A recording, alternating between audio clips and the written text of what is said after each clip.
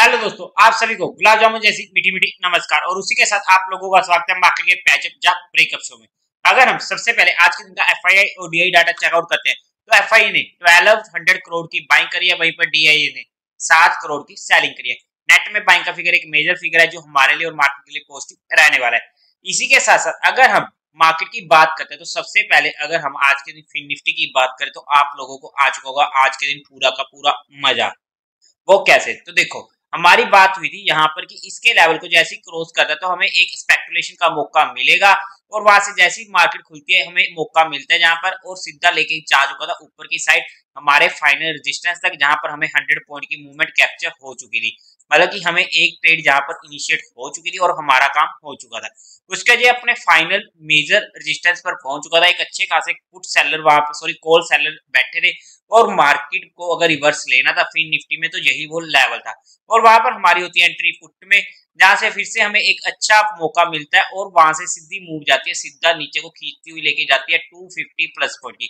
अब यहाँ पर सिंपल सी बात होने वाली है कि हम इजीली ट्रेलिंग करते हुए बुक कर सकते हैं किसी भी चीज को। हमें मूव मिल रही है, एक्सपायरी का दिन है तो हम इसे ट्रेल भी कर सकते हैं।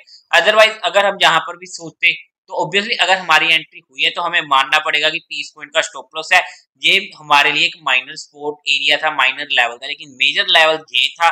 और यहाँ पर अगर हमारी एंट्री हो चुकी है कॉल में तो हमें उसका स्टॉप लॉस लेते हुए काम करना पड़ेगा। अदरवाइज हम इसे ट्रेल कर ही रहे थे और हमें एक अच्छा प्रॉफिट हो चुका था 250 पॉइंट का और हमें सेकंड ट्रेड भी हमारी इनिशिएट हो चुकी थी। सिमिलरली अगर हम निफ्टी में बात करते हैं तो हमारी सिंपल सी बात हुई थी, जो ये लेवल है ये हमारे पास एक माइनर रेजिस्टेंस होने वाला है। अब मार्केट खुलती है इसके ऊपर ही और वहां पर ही सस्टेन कर जाती है 15 मिनट और ये हमारे लिए सपोर्ट बन चुका था और वहां से हमें एक अच्छी मूव ऑलरेडी मिल चुकी थी और हमारी एक ट्रेड यहाँ पर भी इनिशिएट हो चुकी थी अप्रोक्स 70 पॉइंट की। हमारा काम हो चुका था।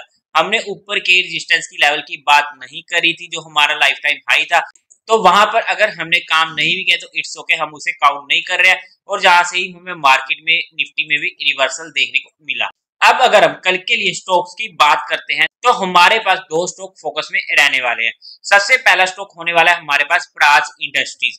इस स्टॉक ने ब्रेकआउट दिया था 400 के लेवल पर, जहां से हमें इमीडिएट भी मूवमेंट देखने को मिली। ब्रेकआउट रिट्रेस करने आ रहा है तो हमारे फोकस में ये स्टॉक रह सकता है। अगर हम इसकी इंपोर्टेंट सपोर्ट की बात करते हैं तो वो हमारे पास निकल के आती है 384 की और मेजर सपोर्ट हमें मिलेगी 375 की। अगर आप लोग यहाँ पर चेकआउट कर सकते हैं, ये हमें यहाँ पर गोल्डन क्रॉसओवर देखने को मिला है जहां पर 50 की मूविंग एवरेज 200 की मूविंग एवरेज को रिक्लेम कर चुकी है। तो ये एक हमारे लिए पॉजिटिव साइन होता है किसी भी स्टॉक में जब स्ट्रेंथ दिखानी शुरू करता है। आप लोगों के साथ एक बार डिस्कस हुई थी रील गोल्डन क्रॉसओवर की, तो जो हमें यहाँ पर वो एग्जांपल देखने को मिल चुकी है। ब्रेकआउट का लेवल हमारे पास 401 का होने वाला है। इसी के साथ साथ दूसरा स्टॉक होने वाला है हमारे पास कैनरा बैंक। इस स्टॉक ने भी हमें ब्रेकआउट दिया था 327 के लेवल पर।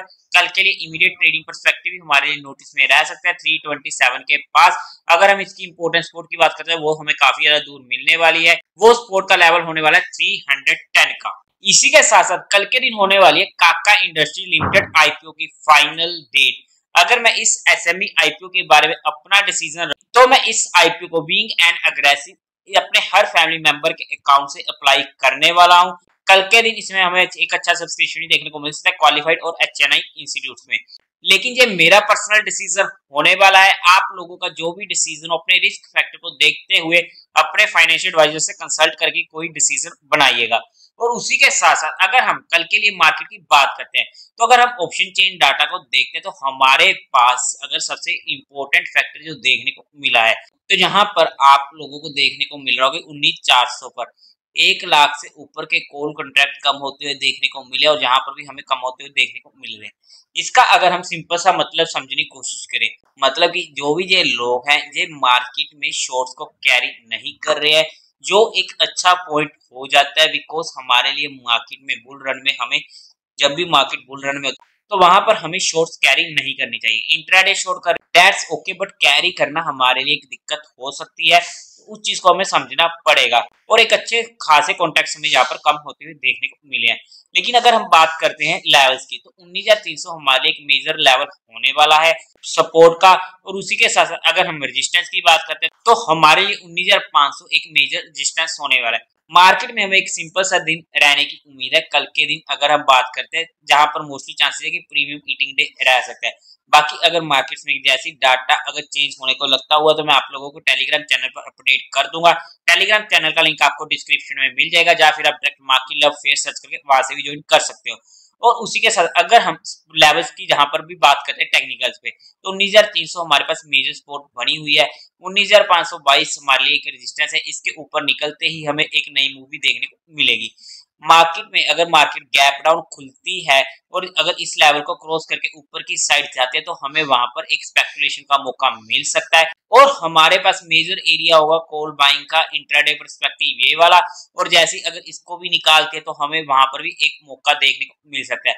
शो अगर हमें जहां पर मार्केट में शॉर्ट करना हुआ तो हमें कंफर्मेशन का वेट करना जरूरी है, तभी हम वहां पर शॉर्ट करेंगे। कि अगर मार्केट में हमें रिवर्सल के साइन देखने को मिले तो हम वहां पर इजीली शॉर्ट कर सकते हैं, और वो भी एक छोटे से स्टॉप लॉस के साथ। इसी के साथ साथ अगर आप लोगों को म्यूचुअल फंड में और इंश्योरेंस में कोई भी हेल्प चाहिए हो, आपकी कोई भी क्वेरी हो, आपको कुछ भी ओपन करवाना हो, तो आपको डिस्क्रिप्शन में मेरा नंबर मिल जाएगा, आप मुझसे कांटेक्ट कर सकते हैं। आपकी क्वेरी को जल्दी से जल्दी सॉल्व कर दिया जाएगा।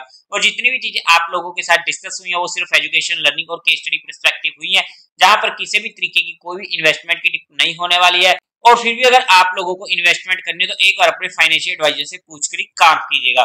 तो देवी और सज्जनों, उम्मीद है आप लोगों को ये वीडियो अच्छी लगी होगी, तो इस वीडियो को लाइक कीजिएगा, शेयर कीजिएगा और साथ ही साथ चैनल को सब्सक्राइब करें।